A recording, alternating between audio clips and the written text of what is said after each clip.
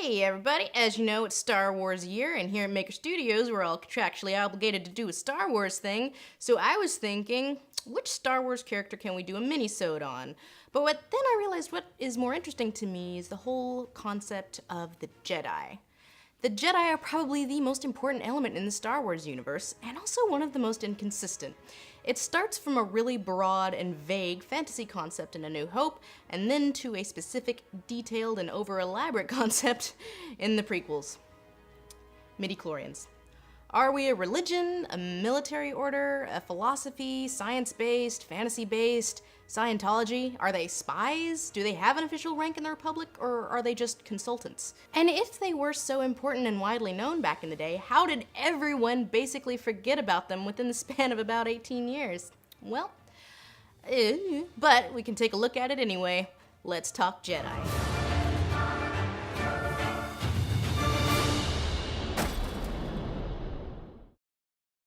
For over 1,000 generations, the Jedi Knights were the guardians of peace and justice in the Old Republic. Star Wars is science fantasy more than it is science fiction. The Jedi are functionally space wizards. That wizard's just a crazy old man. And they appear to be trained one-on-one in an apprenticeship style. So we've got this force, and a Jedi Knight is basically someone who masters it. There is a dark side and a light side. There's a lot of Eastern influence in the portrayal of the Jedi. The whole warrior monk thing, and the dark and light side of the Force borrows from Taoist philosophies like yin and yang. Although in Star Wars, dark equals bad and light equals good, which Taoism makes no such ethical distinction, but you know. When Luke first meets his mentor figure, Obi-Wan, he explains to him the rules of this universe. We also learn about Luke's father, who is referred to as a Jedi Knight. I was once a Jedi Knight, the same as your father. But Han Solo refers to Jedis as old, questionably accurate space legend.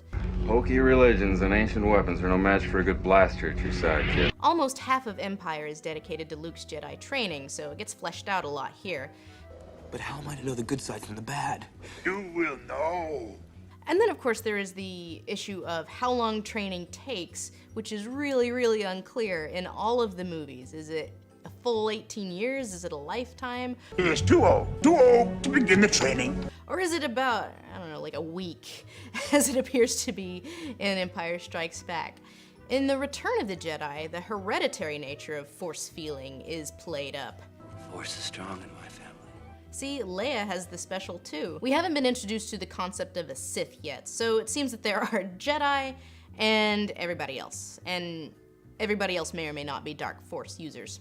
Yoda, the Emperor, and Vader all die by the end of Return of the Jedi, so in the end, Luke is the only known Jedi left. So, before we get into the prequels, we need to talk about the expanded universe, way back in the day, before Disney bought Lucasfilm. There was this big expanded universe of books and games that was considered canon. During the period between Return of the Jedi and The Phantom Menace, the writers for the books and games began dramatically expanding the role of the Jedi, though this writing process was haphazard and unguided without a central series Bible.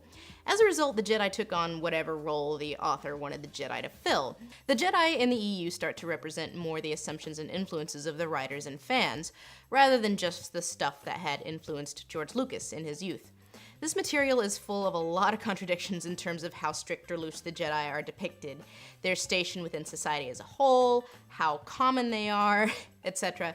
The EU books also bring in the notable influence of Jedi orthopraxy, the idea that Obi-Wan and Yoda weren't just dressed like dirt farmers because they lived in crap holes and were hiding from an oppressive regime, but that was part of the Jedi way, that, you know, there's a dress code.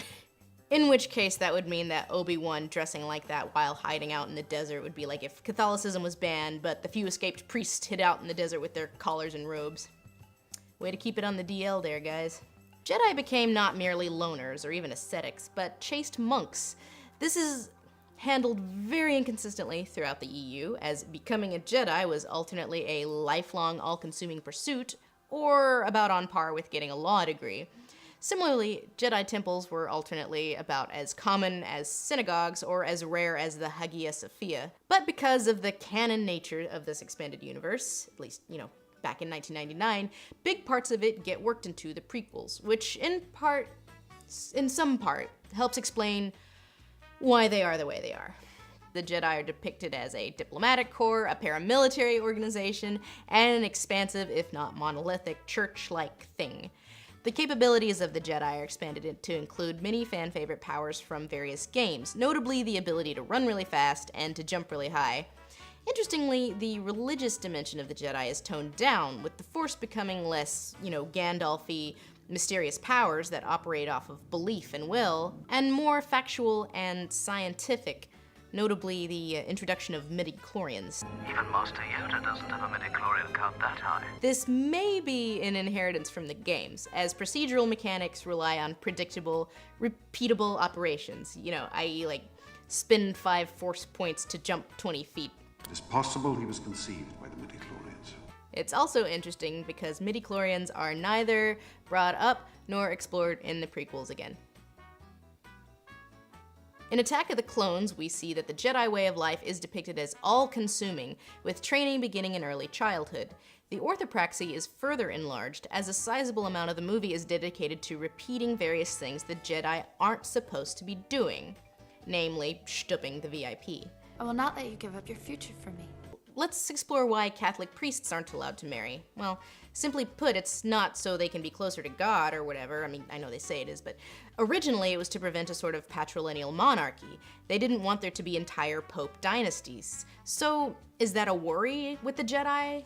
I mean, apparently, as the Force appears to be hereditary, but that opens us up to all sorts of speculation that, well, this is supposed to be a mini-sode, okay? The bureaucratic relationship between the Jedi and the Republic is unclear. The Jedi are directly engaged with government operations all the time, and are seemingly government-funded, such as when a Jedi ordered literally 1 billion clones on behalf of the Republic.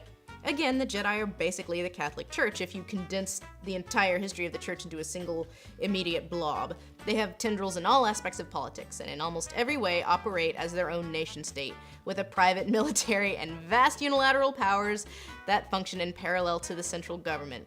Our divinely ordained heroes. Maybe Palpatine was onto something. Clone Wars, the 2003 miniseries, and the Clone Wars TV series follow basically the same beats as far as the role of the Jedi are concerned. It's also a good indication about the kinds of ambiguity of the role of the Jedi, as it's mentioned that the politicians have no say in Jedi affairs, but the role of the Jedi as servants of the Republic is implicit in Anakin's knighting ceremony. Knight of the Republic. Revenge of the Sith, the Clone Wars are wrapping up, and the Jedi are, without explanation, given top-ranking leadership in the Republic's new standing army. This movie is also where we get Order 66. Execute Order 66. In which nearly all of the Jedi are at once assassinated. And it's not like, within the universe there was a rise in Jedi-ophobia building up to this that would make everyone go, yep, that seems the way to go. As far as the people in the Republic are concerned, this whole, whoa, the Jedi were against us the whole time spiel kind of comes out of nowhere. But the nascent Emperor said so everyone's like, okay. So that's the prequels. The Jedi had an enormous, enormous role within the Republic.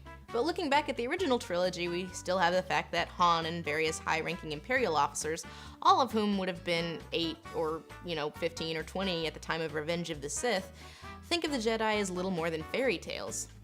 Your sad devotion to that ancient religion has not helped you conjure up the stolen data tapes. This would be like if someone my age talked about the O.J. Simpson trial like it was the stuff of legend.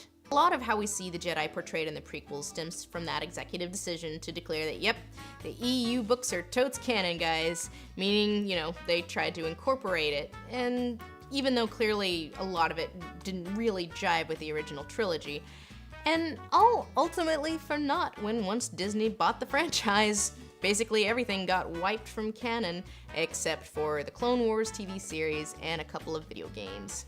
Carte blanche. Have fun, J.J. Abrams.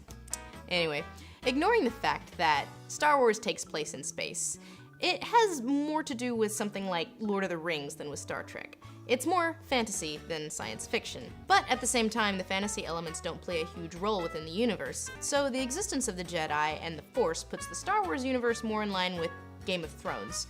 The fantasy elements are important to the plot, but they're not widely known or utilized within their own universe. Your day-to-day rando has neither knowledge nor use for the Force, or dragons, but these things are integral in deciding who ends up on the Iron Throne. I mean, defeating the Empire. In the end, you kinda have to do a lot of mental backbends to try to reconcile these things. How many more backbends will The Force Awakens and its 2 follow-ups make us do? I don't know, but fans love doing them, so bring on the inconsistencies.